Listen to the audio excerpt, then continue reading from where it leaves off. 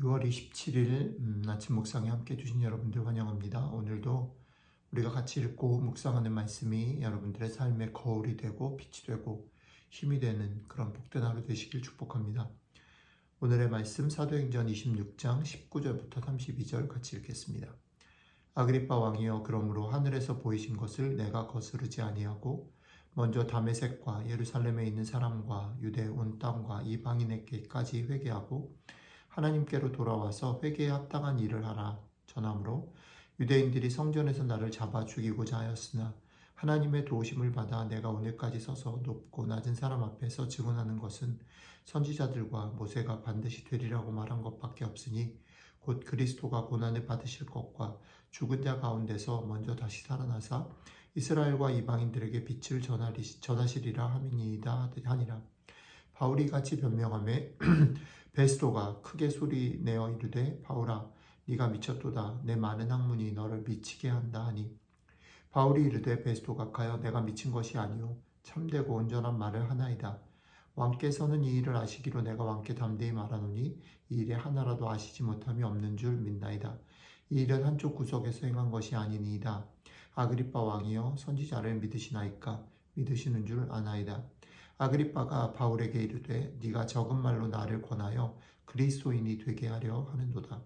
바울이 이르되, 말이 적으나 많으나 당신뿐만 아니라 오늘 내 말을 듣는 모든 사람도 다 이렇게 결박된 것 외에는 나와 같이 되기를 하나님께 원하나이다 하니라. 왕과 총독과 버니게와 그 함께 앉은 사람들이 다 일어나서 물러가 서로 말하되, 이 사람은 사형이나 결박을 당할 만한 행위가 없다 하더라. 이에 아그리빠가 베스도에게 이르되, 이 사람이 만일 가이사에게 상소하지 아니하였더라면 석방될 수 있을 뻔하였다 하니라. 아멘. 오늘 우리가 읽은 성경의 마지막 부분에는 이런 말이 나와 있습니다.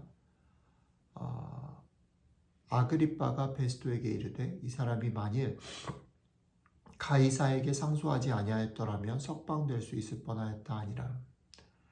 이 말을 좀 생각해 볼 필요가 있을 것 같아요. 이 말은 바울 측면에서 보면 바울이 나는 가이사에게 가겠습니다 라고 말을 했기 때문에 결국은 죄수의 몸으로 가이사에게 가게 됐다라는 겁니다.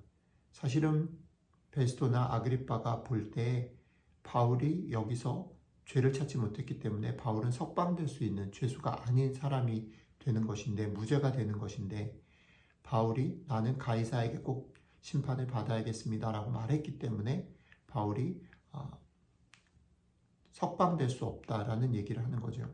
이 말은 뭐냐면 바울의 관심이 무엇인가를 보여주는 거죠. 바울의 관심은 내가 죄수로 묶인 몸이 되거나 감옥에 갇히거나 이런 어려움을 겪는 것, 이런 것에서 자유로워지는 것, 이런 어려움이 내 삶에 없어지는 것이 관심이 아니라는 겁니다. 내가 묶인다 할지라도 내가 가야 할 길, 나의 부르심의 길들을, 그것이 바울의 삶을 더 이끌고 가는 그런 삶의 중요한 동인이 된다라는 겁니다. 그리고 이것을 다른 측면에서 보면 바울의 측면이 아니라 제3자인 베스도와 아그리빠의 측면에서 보면 이 말은 뭐냐면, 베스도나 아그리빠는 결국은 바울에게서 죄를 찾지 못했습니다. 바울의 삶이나 말에 문제나 흠을 찾을 수 없었다는 거죠. 그들의 기준에 의하면 그들은 지극히 상식적이고 객관적인 공정한 그런 재판들을 하려고 했습니다. 그런데 그렇게 공정하고 상식적인 그런 재판들을, 그리고 바울의 말들을 들었을 때 그런 판단을 내리는 그들에게 있어서도 무엇입니까? 바울의 말을 개인에게 주신 말씀으로 받아들여서 그것에 대해서 개인적으로 반응하는 일들은 쉽지 않았다. 왜냐하면 오늘 본문 중간에 보면 베스도가 바울이 그렇게 말할 때, 바울아, 네가 미쳤도다. 네 많은 학문이 너를 미치게 했다라고 말합니다. 그러니까 바울이 자신이 이방인들에게 빛을 전하는 사람이 되었다, 그렇게 부름받았다라는 말을 할 때 베스도는 네가 미쳤다라고 말했고, 아그리빠는 계속해서 바울이, 베스도가 그렇게 얘기하기 때문에 바울이 표적을 아그리빠에게로 돌이켜서 그 얘기를 이어갈 때 아그리빠는 뭐라고 얘기하냐면, 네가 적은 말로 나를 권하여 그리스도인이 되게 하려 하는구나. 그 말은 아그리빠도 이 말을 받아들이지 않았다라는 것이죠. 그러니까 이게 뭘 얘기하는 거냐면 제가 이번 주에 계속 바울이 취한 태도, 증인으로서의 바울의 태도에 대해서 말씀을 드렸는데 우리가 증인으로서 어떤 삶과 말들을 증언할 때에 그것을 제3자인 사람들이 볼 때 그들과 소통이 돼야 되고 상식에 준하는 것들이 돼야 된다라고 말씀드렸습니다. 그런데 그 상식에 준하는 것들을 해야 되는 이유는 그들을 설득하기 위함이거나 그런 것이 아니라는 거죠. 그것 자체가 목표일 수 없다라는 겁니다. 그게 오늘 사건이 보여주는 내용이죠. 그러니까 그렇게 상식에 준하는 행동들을 해도 개개인들이 그것을 받아들이느냐 아니냐라는 것은 또 별개의 문제라는 것입니다.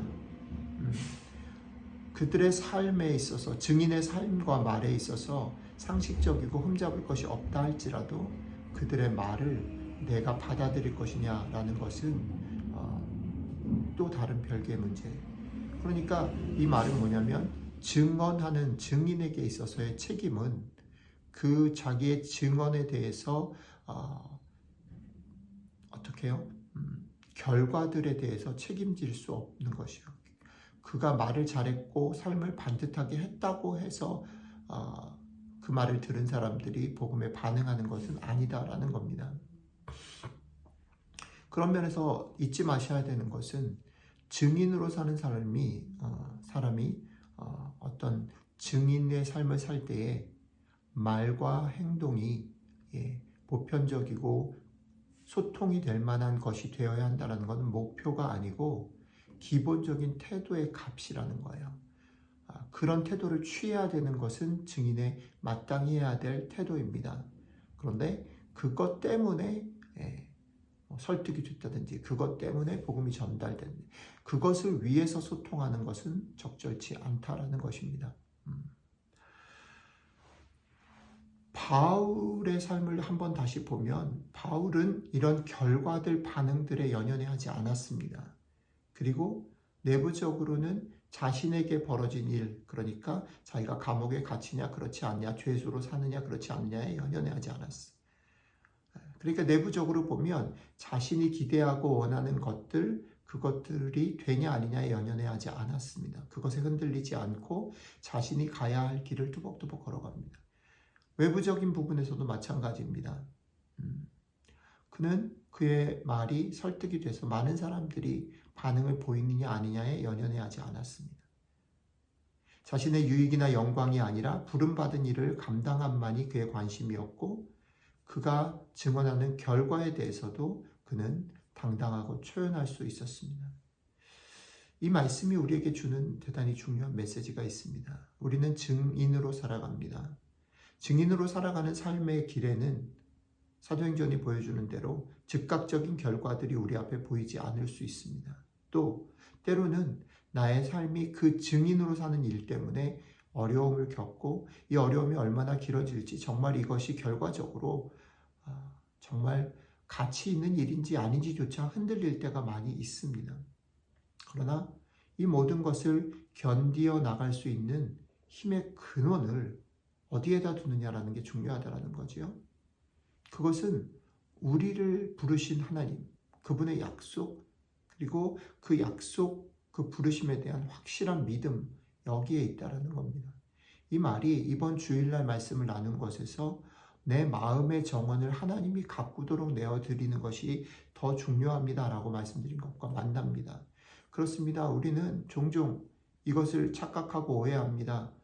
우리가 교회가 행하는 모든 프로그램들, 새벽기도나 또 말씀 묵상이나 또 예배나 또 교회를 섬기는 모든 일들에 참여하는 것이 마치 내 마음을 하나님께 내어드려서 하나님이 내 마음을 가꾸는 것이냐 생각할 수 있습니다. 그것은 좋은 수단이고 하나님께서 우리에게 주신 것임에 틀림없습니다. 그것은 하나하나 다 귀하고 의미 있습니다. 그러나 그것이 내 삶을, 내 내면을 가꾸는 일하고는 다른 것입니다. 그 수단들을 통해서 우리는 결국 어디로 가야 합니까? 나를 부르신 하나님, 그리고 그 하나님이 내 삶을 보호하시고 인도하시고 나를 지금도 붙드시고 계시다라는 사실들, 거기로 가야 됩니다. 그렇게 갈 때 우리에게 주어지는 삶의 변화는 무엇입니까? 우리 눈에 보여지는 우리의 삶에 일어나지는 어떤 결과들에 흔들리지 않는 겁니다. 내 내면 속에서 내가 기대하고 내가 편하게 생각하는 것들에 엮이지 않는 겁니다. 당당하고 초연한 그런 묵묵히 내가 가야 될 길들을 걸어갈 수 있는 힘이 생긴다라는 거죠. 오늘 하루 우리의 기도가 성령님 우리의 마음을 그렇게 지켜주시고 성령님 우리가 이것들을 바라보며 약속하신 주님의 약속 그것을 믿는 믿음으로 오늘 하루 내 내면을 갖고 나가고 내 내면을 단단하게 하는 그런 삶들을 살아갈 수 있게 도와주십시오. 이것이 우리의 기도가 되고 이것이 우리의 삶의 힘이 되어지기를 주님의 이름으로 축복합니다. 기도하겠습니다.